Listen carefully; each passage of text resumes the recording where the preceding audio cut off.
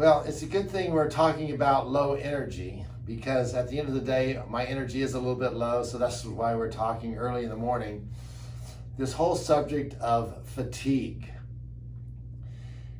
It's kind of hard to know where to start. So when a patient comes in saying, listen, I have no energy, there's a couple things I want to know. Number one, first of all, I want to know, how is your sleep? If a patient cannot sleep, it's useless to do everything else, I found out. I had a fellow come in and he had very poor sleep habits. But he had a list of all these medical complaints. And I was working on him, and it's very interesting. Once I got him sleep, all the other problems went away. So I really want to look at sleep first of all. And a couple things. With women, I want to know, when you sleep, do you go to, you go to bed, and they say, yeah, I go to bed, I go to sleep, but about an hour or two later, I wake up. And then I'm up for an hour, and then I go back to sleep, and then I wake up again, and then I go back. It takes me forever to get back to sleep. And when they say that, I know it's a progesterone problem, because you need progesterone to go into deep REM sleep, the restful sleep, recovery sleep. So I will often put them on oral progesterone. Progesterone is not absorbed well orally, but for sleep, it really is good. I start out at 25 milligrams and have them titrate up until 300 milligrams is the max dose I use with oral progesterone. And they may take 25 tonight, the next night 50, the next night 75, and say, John, I sleep like a baby. Then I have a 75 milligram progesterone pill made for them, and they take it every night, and they seem to be fine. For those that have problems, male and female, getting to sleep, we'll go over just some basic, the TV out of the room, electronic devices away from the bed. Are you taking naps during the day, which can mess up the sleep cycle? And you can read that. There's plenty of information out there. But sleep is very, very important. Then I do a good lab workup. And I will look at thyroid, and I look at the whole thyroid, not just TSH. I want TSH, total T4, and free T3, which is the actual thyroid hormone. And the ranges for normal for free T3 are from 2.0 to about 4.5, something like that. And I have patients that their T3 level is 2.1, and they're just great. And I have others that I have to get them up 4.2, 4.5 before they actually feel good. So in looking at thyroid, realize it's a range, and it's up to the doctor and the patient together to figure out where on that range do they work best. Another thing that I will do for my patients, because they really want results fairly quickly, is I like to give B12. I will give that, as I'm trying to figure out what's going on. A lot of doctors do cyanocobalamin, B12, cheap and easy. I usually do methylcobalamin, because a lot of my patients have an MTHFR genetic defect, probably about 40% of them. And they do better with methyl B12. I've had more patients tell me, John, I've been doing B12 shots for years, doesn't do anything. How come I do yours and I feel so much better? Because they have an MTHFR defect, or they may. I give them methyl, and if it works, it works.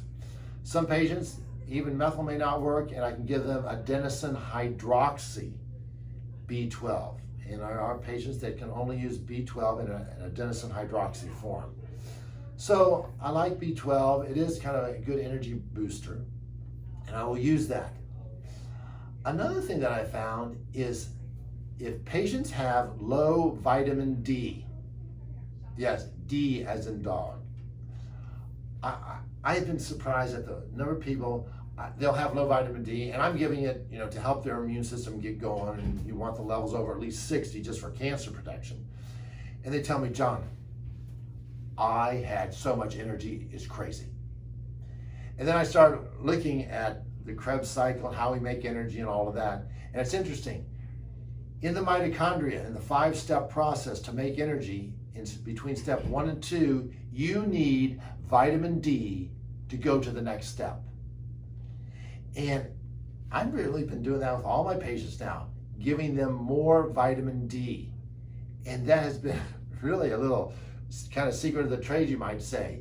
I use vitamin D to help give them energy. And the shot sometimes I think works better as a boost, and then I use the oral. But vitamin D is very important if you're going to produce energy. And if they have any of the genetic defects, VDR, TAQ defects, GC defects, genetic defects where they don't hold on to vitamin D, you may have to use more vitamin D just to keep their energy up. We talked about the thyroid. I like to look at the adrenal glands, DHEA sulfate, maybe some cortisol levels, because if the adrenal gland doesn't work right, it's going to be hard for the thyroid gland to work right. I will also look at testosterone both in males and females. Yes, women need testosterone also. According to the American Cardiology Association, if a woman has testosterone levels less than 10, as she ages, she's more likely to go into congestive heart failure. So I want to raise those testosterone levels, and I will use 1 milligram, 2 milligram sublingual testosterone to get their testosterone up, because the organ that uses the most testosterone is the heart. With guys, I will use testosterone, and that range again maybe from 250 to 900, whatever the lab has. And I have guys that are 251, they're like Don Juan, great energy and all of that, but I have to get up around 800-900 before they actually feel the energy. And so, you have to remember, and don't let the doctor say, oh, you're 1 point in normal, you're fine. No, it's a bell curve, it's a range. So with testosterone, both with men and women, you need to look at that as a possibility that low testosterone is a cause of their fatigue. I will also look at the electrolytes, because you need enough electrolytes, the sodiums, the potassiums, the chloride, the calciums, for the cells to work properly, to make the electrical energy they need to work properly. So I want to make sure that those electrolytes are up near the middle of the range or upper part of the range. Very important. I had a lady I saw earlier this morning who just, I see her about every month, and we're finally realizing that, if her sodium and potassium isn't near the upper range of the lab tests, she has no energy, because you need electrolytes to run the electrical system in the body. So there's other things we could look at, but there's some areas here that we've just talked about that I think may be helpful for you to look at, making sure that you have enough, when it comes to energy, the thyroid, the adrenals, proper sleep, testosterone, B12. And then the last thing I'll mention is this. People know that I like something called a Budwig cocktail, or I call it the Young Shake, where we use protein and oil as an emulsion and make a shake. It's like a meal, because we use a certain protein and a certain type of oil. And what's interesting is so many of my patients have come back saying, John, I feel great.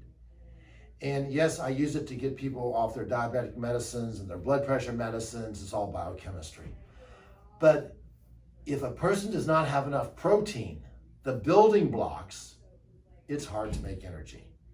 So I go with the idea of you need 1 gram of protein for every 2.2 pounds of body weight, never exceeding 100 grams of protein a day.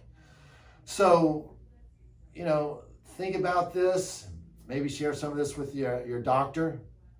But fatigue is a big, big chest, a lot of drawers in there to look at.